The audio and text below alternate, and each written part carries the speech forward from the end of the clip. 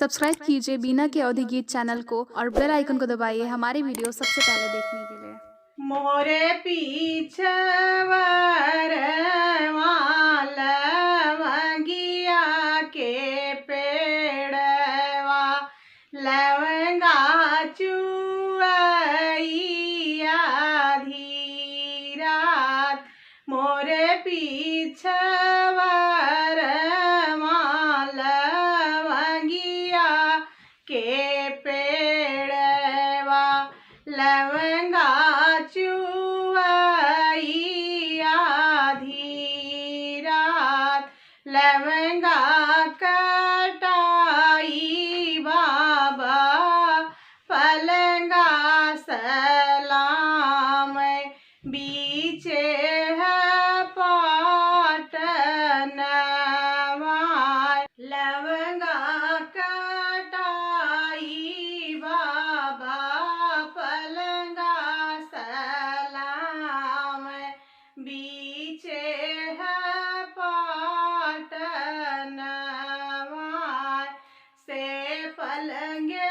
सोवाई दुल्हे कवने राम कोरवा दुल्हिनी रनिवास से पलंगे सोवाई दुल्हे कवने राम कोरवा दुल्हिन रनिवास ओतई चला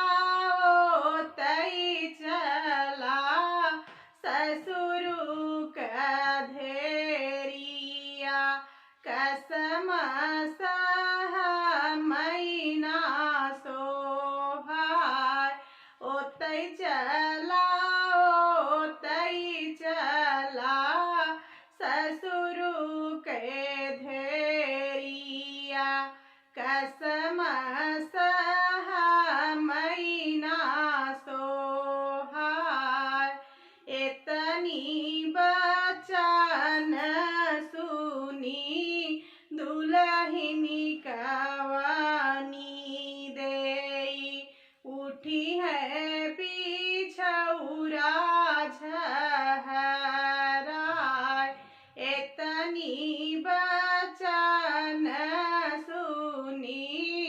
दुल्हिनी कवन देई उठी है पीछौरा झहराय अब सुख सोवऊं ससुर जी के पूतवा हम उठी नैहर चली जाब अब सुख सोवऊं ससुर जी के पूतवा हम उठी नैहर चली जा एक बन गईली दूसर बन गईली तीसरे में गंगा जी के तीर एक बन गईली दूसर बन गईली तीसरे में गंगा जी के तीर घाट धरे घट वार पुकारे पाट धरे पटवार गंगा के तीरे तेवई पुकारे केवटा नवारी लई के आ गंगा किनारे तेवई पुकारे केवटा नवारी लई के आ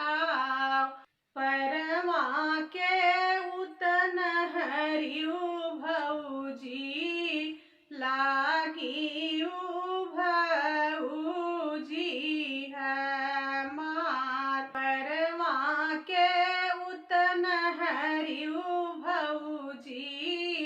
लागियु भौजी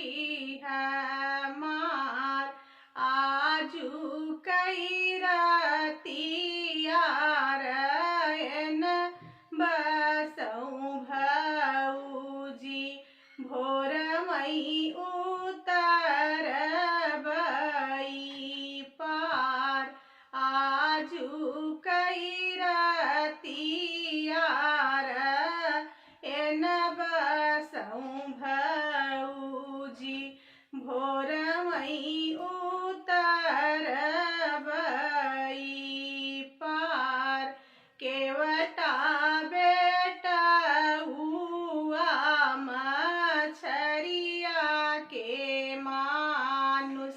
नाही जानई बिनती हमार केवटा बेटा हुआ मछरिया के